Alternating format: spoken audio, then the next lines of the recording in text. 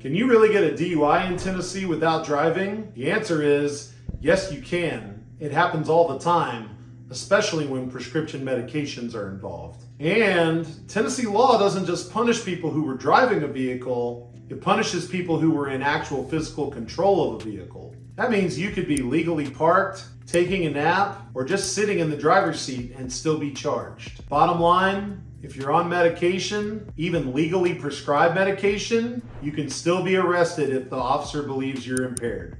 The law doesn't distinguish much between illegal drugs, alcohol, or medication from your doctor. You don't have to be high or drunk, just impaired. If you're convicted, you're looking at jail time, a license suspension, and a permanent record that could haunt you for life. Over the next few minutes, I'm going to explain how Tennessee's DUI laws apply to prescription medications and what you can do to protect yourself even if you weren't driving.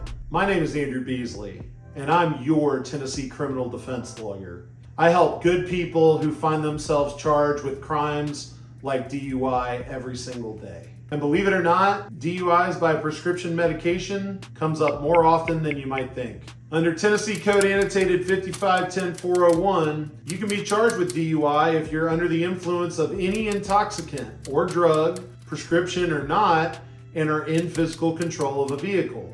This even includes just being parked in your car. So a lot of people in this situation try to do the right thing. They pull over, they sleep it off, and when they're asked by an officer about what's going on, they fully disclose all their medications. In their mind, they're not doing anything wrong. They're not driving, and they're not taking any illegal substances. The term physical control in the context of DUI is broadly interpreted by Tennessee courts. If you have access to the keys and are in the driver's seat, the officer has discretion to arrest you, especially if you show any signs of impairment, regardless of whether the medication is legally prescribed. Now, if you do find yourself in this kind of situation, the best thing you can do is build a strategic defense early.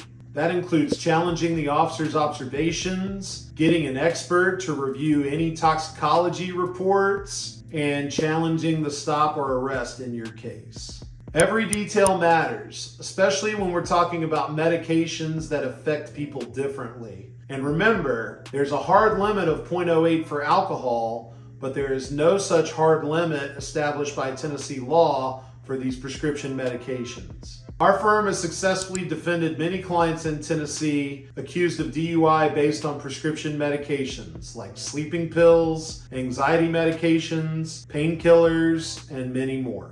And with the right legal approach, we expose weaknesses in the state's case that can lead to getting charges reduced or even dismissed. Now, the law may be strict, but they still have to correctly follow the procedures, and that's where we come in. So if you or someone you know is facing a DUI, contact our office. We'll have a free strategy session to go over all the strengths and weaknesses of the case and develop a legal strategy to get you the best possible results.